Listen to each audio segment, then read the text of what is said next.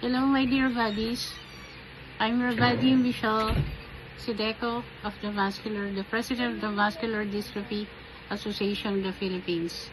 In behalf of the entire MDA family, we extend our heartfelt greeting, prayers for your continued healing, strength, and recovery to all my dear buddies. Your determination inspires all of us.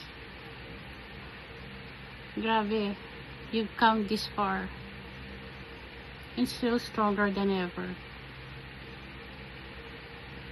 May God continue to bless you all, your organization.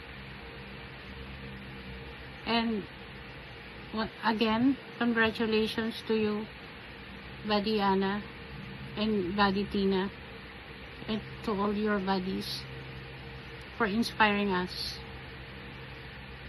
Just hold on and keep the faith. Once again, happy 13th anniversary, Hearts of Hope Cancer Society. God bless you all.